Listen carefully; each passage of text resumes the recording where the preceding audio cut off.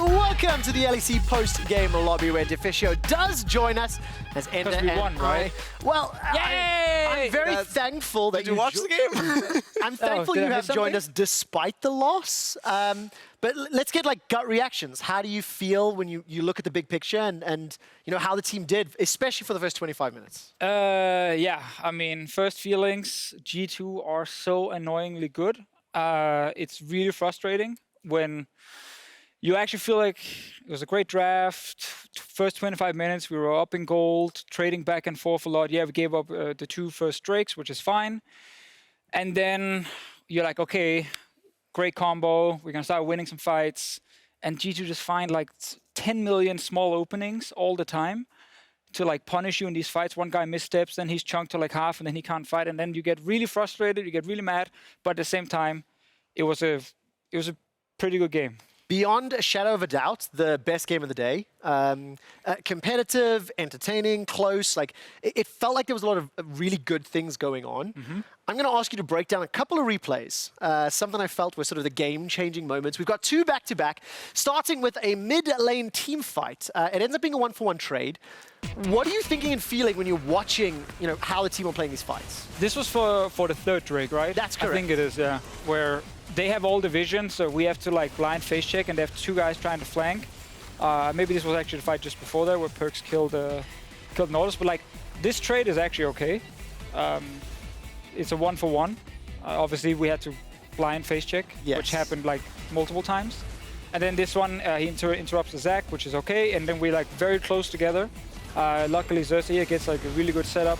And I actually think for a moment it's going to look pretty good, but then they are very slippery, and obviously Nuclear has to flash out, so he doesn't get a whole lot of damage off. And again, you're getting attacked from like a couple different angles, and it gets really like chaotic very quickly. It's sort of the nature of the 2 team comps as well, right? Because I think you had a lot of like really good initiation ultimates to start off a fight, but they with a Lee Sin and an Ezreal and a Set are never going to be really grouped up on top of each other, so it's really hard to find that perfect fight because, frankly, you're never going to hit like a shockwave on more than 2 people. Yeah. I mean, Echo as well. It's like, jump in, oh, we got him, oh, he goes back, right? So it gets really tricky to get them gathered like in a group, but that's not like what the comp was for. It wasn't like built as a wombo combo or anything. Like Oriana was a good blind pick there and had a fine matchup, and Zac obviously is a strong pick right now, even in just like a normal kind of skirmish simple team fight. So it wasn't supposed to be a wombo combo, but obviously we never really got to win the fights we were supposed to. The shoutcasters were saying that when you watch G2, whenever they have champions with mobility, they have like beautiful team fighting, and they just, you know, they dance around you. Before we went live, you were sitting on this chair and you were going, they're so good at team fight, like so good at fighting. When we watched this last clip, tell me what you're thinking about, and you know, this is really the final team fight just before the Drake. That basically sealed the deal for the game. Yeah, let's see if I can remember this, actually. This point... You guys start falling back towards the jungle, and then, we get flanked by Echo here, right? Yes. So we have to like run back in towards him to get out. And at this point, they are actually like pretty far out, but then they have obviously a lot of mobility, and because of Echo W, everyone has to kind of like split up for a moment. And then when you start regrouping, Zed comes in, and he like basically destroys like 3 people instantly, and it doesn't feel like a team fight, even though it is, because you're looking at so many different sides. Like you look at the bottom, you top, and to the right, where they come from all these different sides. But again, like at this point with our comp, this is where we are supposed to be able to like at least go even, if not start winning the fights. And it gets like really tricky then when we lost the first couple of fights. And here, obviously, we just have to kind of like coin flip it forward. And I mean, the whole point of this is that like Perks manages to get the TP, the flank, catches you guys off guard. Does this just boil down to a setup thing? You know, back when you used to shoutcast with us, you gave us the 12-step plan to pushing mid lane, and you know, it's like, where does the mistake lie? It's hard to say at that point, because like in a perfect world, we can see all 5 when we start the fight, right? Nautilus and Zac can jump in together. You have a super strong front line then, and you can peel for Oriana and Aphelios, and like Oriana ult can actually be used super effectively because you're fighting like front to back. But they just never let you fight front to back. And when you then start losing a couple of Drakes and you have to like go down and contest them, you can't actually decide to say, wait a minute, we have no vision, we just recall to get our items. We can just give up this 1 Drake and then we can just like reset on the map instead. you have to go fight it because it's like 4th Drake or something. Yeah. And then around Drakes and Barons, then there are so many different angles to come from. So it gets tricky. I think overall, though, pretty good game. So I'm kind of happy about that. I just want to get to BO5s against G2 because we didn't obviously have the best of luck in spring last year. And I just want to get there again. Yeah. You remember? No, it was an interesting game because I do think it was a good game by you guys especially, but it felt very different to a lot of Origin games because I think oftentimes like you come in as like the clearly better team, right? And you have a draft that necessarily doesn't need to push the envelope, and you use your time to like play 3 lanes, spread out, soak up a lot of CS, and then you win in the team fights. This felt like a game where a lot of team fights were like being brought to you almost. Like it was a very scrappy game all around, or it wasn't necessarily like wait until we know we can win. It was like G2 are coming at us, we have to fight. Right, I mean, so there was a lot of fighting for mid prio, obviously back and forth, and then side lanes would use their prio to then go towards mid and like set up flanks on their side, and they did that better than we did in this game. Also, especially with the Echo, who could like super push into the base later on. So they utilized that super well when we were fighting for mid prio to gain control over Dragon area or Baron, which obviously made it again harder. But I just think like there were a lot of good trades in the early game, back and forth. For like sure. you know. They get a kill top early with Lee Sin, who obviously gets the prio, and he forces Cersei to like get out of his jungle. Then we get a kill bot lane in 2v2, which was great, and like we start like trading very well, also turrets, and we got 2 heralds and they got 2 drakes, which is a perfectly fine trade to make. It was literally it just comes down to when we start getting to the fights. They were simply just better at playing those fights than we were today. And it really feels like when you play against a team like G2, one mistake, one small moment just seals the deal, especially when the game is this close for like They pressure you a 25 lot. minutes. Yeah, pressure you a lot. Let's quickly announce the key-up player of the game. It was Yankos with 87% of the vote. I mean, he had a fantastic performance. Hard to argue there. But what I would like to do is zoom out a little bit now because I had no idea what to truly expect coming into this game. Really, Trevor? I knew that G2 was going to win. It's going to be a close game, of course. But I didn't know how G2 was going to win. And Right. at the top of the show today in Ready Check, we were talking a little bit about Origen as a team, trying to understand them. I think Frostgurn had a point that said Origen, even though they're in the top 3 and they're tied for first, they're clearly third. So I want to talk about the team a little bit now and ask you what you think about some of the play style, some of the things you have to work on as we head towards the postseason. Luckily, that is not my job right now. That is Andre and Jack, our 2 coaches, who's focusing a lot on that. But, based on second half results, we lost to Fnatic, we lost to G2. So obviously looking at that, we are, compared to those 2, like a small step behind, in my opinion. I'm okay saying that there is still a top 3. And we, right now, are slightly behind. But then we're also ahead of number 4 else. by like a decent step, in my opinion. We obviously have to prove that tomorrow against Misfits. But yeah, I mean, I think this game, we obviously want to, like for us, as people talk about, like the drafting is often built around like strong team fighting and so on, which I think is good right now. It's my preferred style as well. So obviously, as Andre said when he was on here and he was having a casual, friendly conversation with you, there are obviously certain things that can be added to the playbook as well. But I actually think we also can do that if we just start changing up things. I just don't feel like it's necessary always to do that just to prove someone wrong, right? Like you play what's best and what's the highest chance of winning, especially in best of ones, when we have 7 teams literally winning almost every game against the bottom teams. Like you can't afford to drop a whole lot of games. I mean, and give me a little bit of insight into some of the things that we say on broadcast when it comes to like Can I lack drink of. during this? You may. You're welcome. I don't remember the rules from. When it comes to things like lack of creativity, or the example that we used in the pregame was if there was a textbook team that had a good game plan, good understanding, good expectations, like Origen would sort of be that team. Yeah, see, I think it's interesting because I feel like textbook isn't necessarily the right word for Origen. They've mastered like 80% of the book, and then there's 20% that I don't think they've showed us just yet. And in particular, something I brought up a lot is when there is like a side lane win condition, or win conditions maybe a little bit strong, but like I've seen like Alfarian and Camille, right? Where you can go into side lanes, you can create impact, much like we saw Perks on in the Echo in this game. Like there are these types of opportunities, which is sort of the crux of my argument, that I would like to see Origen use a little bit more, especially when we get into best of fives where like showing multiple styles is going to be strong. I think we did that a lot in the start of the split. Obviously where Alfari was on like some of these different like super strong like one-on-one champions as well. And like he obviously played that super well, which is why he got the mid-split MVP as well from you guys. So unofficially, yeah, I call it official title. I take it as an official title. We have like almost like a fake trophy in our office now. Oh yeah, to, like mid-split MVP. Like we you take have, like best caster all time in there too. Yeah, that's obviously painted on the wall, not by me, someone else. No, but I think like the lack of creativity, I think is very interesting because I actually feel like in draft, like we do bring out like different things. It's not like we just play the same like 5 champs every game. And like in this game, there was quite a lot of action in the early game as well. It's not always necessary to gamble on 50-50 plays in the early game if you don't have to, if you have stronger late game, right?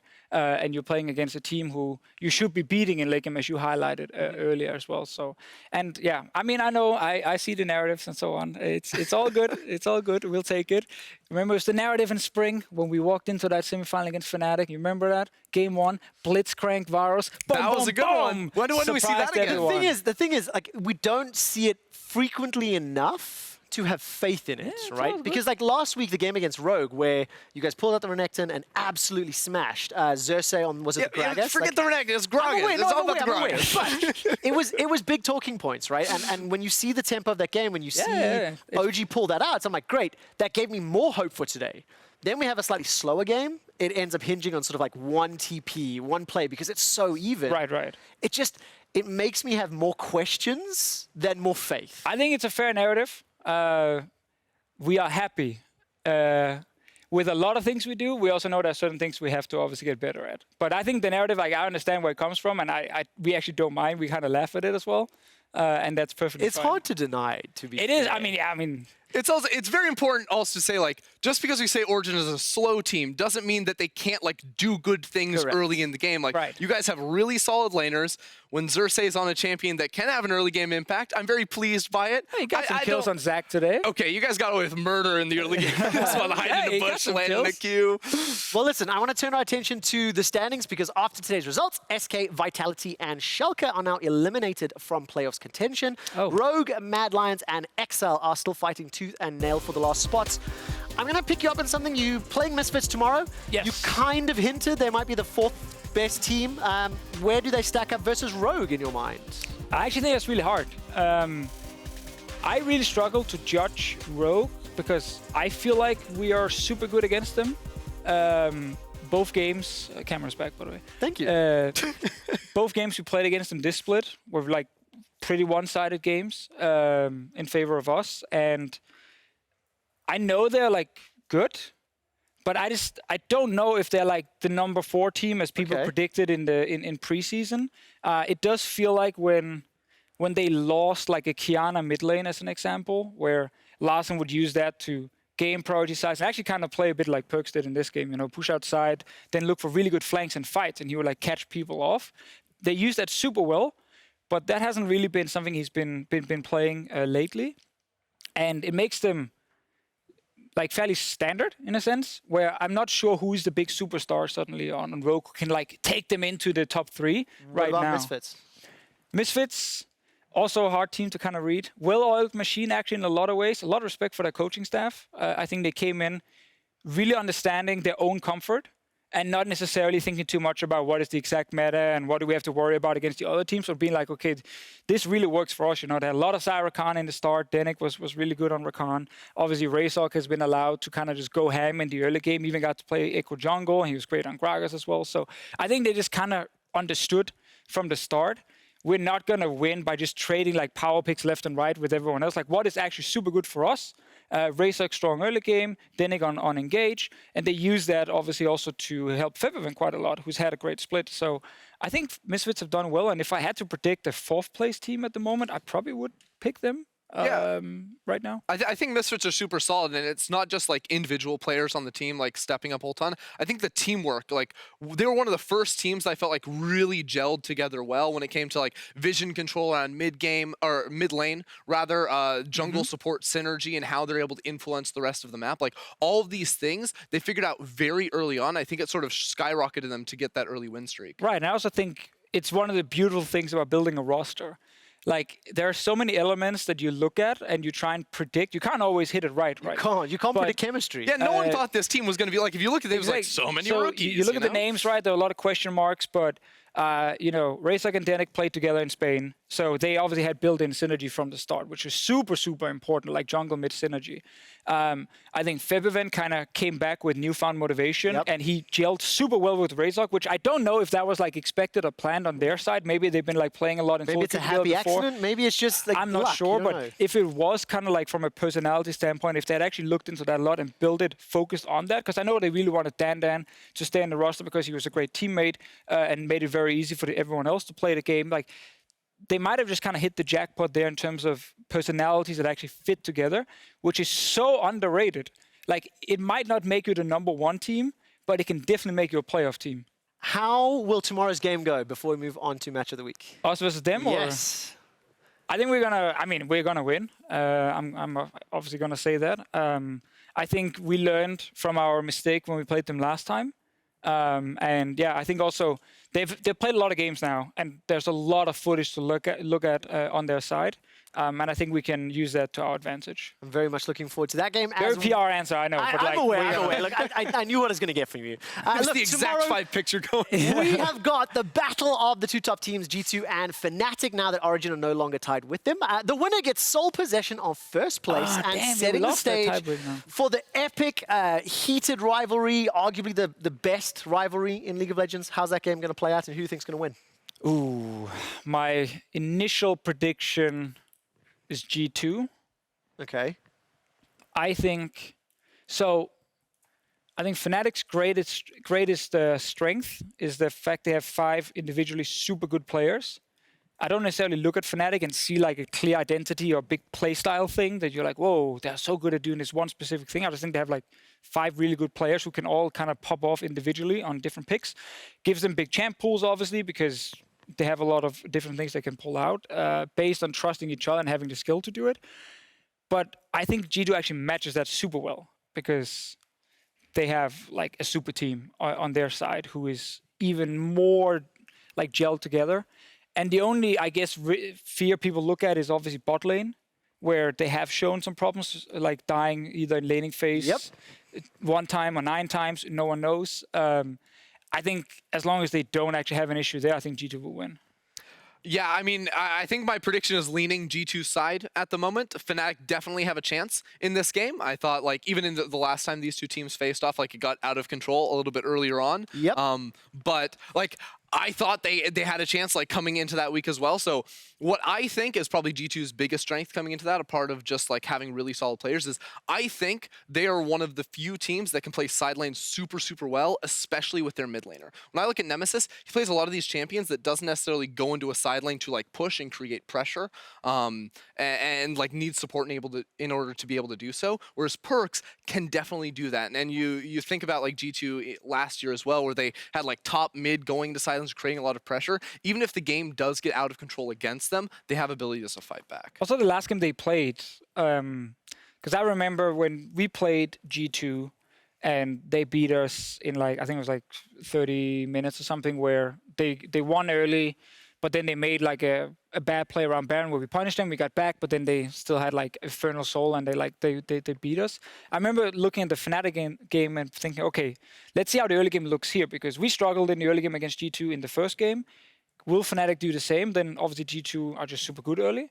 And they actually did. From what I remember, it was like super chaotic. It was a ton of kills, especially around bot lane. Hylissang dying quite a lot, and like G2 were just like getting further and further ahead and kind of ended up closing out the game pretty easily. I don't think it's going to be as one-sided tomorrow. I think Fnatic has definitely stepped it up. So I think it's going to be pretty close, but I guess slight edge to G2, actually more based on the fact they've played together now for a year and a half, even with the role swap. I'm going to ask you one last question before we move on. Is G2 that much weaker than 2019 version of themselves? Or is Fnatic and OG that much stronger than the 2019 version of themselves? Because it feels a lot closer right now. I think Fnatic and Origen are better right now than we were last year. I definitely think that is the case. And I think G2, I don't know if are they weaker? Like, they're slightly less explosive in a way because they don't have Caps who brings a very different flavor to mid lane. Where Perkz could play like multiple styles, but he could play super hardcore for lane. He could also just play like fairly slow and like weak side, and then they wouldn't have to worry about bot lane. Where I think right now, if G2 are not helping their bot, there's a chance you can gank it and like actually get some sort of advantage. So I think that makes them slightly weaker, I guess, but I actually think they're really good. The summary is basically different from 2019, but you know, also it's spring split right now, and G2 took a long break after Worlds, so it's only natural if they actually start a little bit slower. But I think we have a really sick top 3. I want to keep putting Origen up there and say like I think we are playing very well, and I actually think we belong in the top 3, and I understand why you guys are saying it's a top 2 now. But we obviously want to show that as well. I'm more willing to say top 3 after seeing today's game and being hopeful. That was one good fight on our side, and it was a lot closer. I've got great news for you too. Is if you win tomorrow, you're going to be tied in second no matter what. Well, so there you go. There we go. Listen, let's take a look at the rest of the games. Fnatic and G2 are closing out the week before that. We've got 2 other top teams, Misfits and Origen, going head-to-head. Ender, final thoughts on which games jump out for you tomorrow? Ooh, which games jump out? I mean, we've already talked about Misfits, OG, those at the bottom. Rogue Mad Lions is going to be a really important one for the playoffs race as well, with both those teams right about neck and neck. Possibility of dropping out of the playoffs race too. Obviously, first game, they don't play for anything, I believe. Correct. But the next 4 are actually super insane tomorrow because XL, if they want to have a chance, they have to beat Vitality. Yes, and I stand to be corrected on this, but I think it's 5th versus 4th, 3rd versus 2nd, 1st versus 1st as well. So literally we're going to split up the standings. Anyways, that is it for us. We don't have much more time. So if you want more League of Legends, LCS Academy Rush is coming up at 2 a.m. Central European Time, followed by our rebroadcast of the LEC. For now, it is time to call it a night. We'll be back tomorrow for some epic matchups. See you then, and thank you, Deficio. Thank you for having me. What about me, man? You were here too. I'm right here.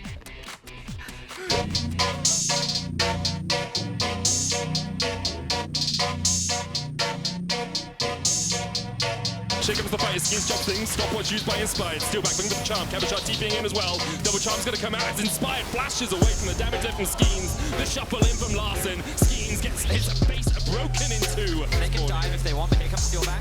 Gets one, the showstopper knocks him back, but the charm is just dead before he even hits the ground. Selfie short to follow. Inax in the middle of the fight, he's doing so much. He gets the Infernum, Kazi's down, Kazi's down. Origen trying to get him with the face breaker again, but Kaiser, look at the damage, look at Shadow. He just takes down 2 in a moment. He's gonna act as a disruptor. There we go. They're gonna try to interrupt the bases, they're going for the base race. They're going for the base race, Vedius. This is quick. Do it, Mad, so quick on it. They're pulling the trigger. Inax trying to get back. Kaiser's trying to do what he can. Up a dog, over one, they already back, but already the first Nexus tower's down. And now Mad, they're on the Nexus. Oh, Schalke, not again. It can't happen to them again. Way too controlled, way too patient, but meanwhile in the mid lane, Hillsang's getting kicked off. The pullback, that's a clean combo.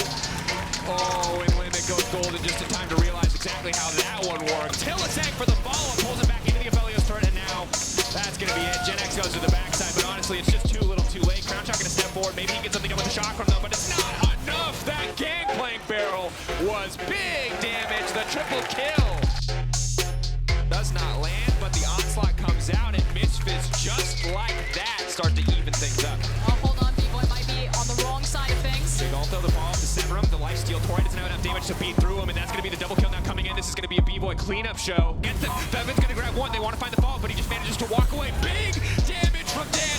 The follow-up, the Infernum, the snares are there. Dan looking for a victory lap as he just runs through the Excel lineup. Dan, you got what a cleanup.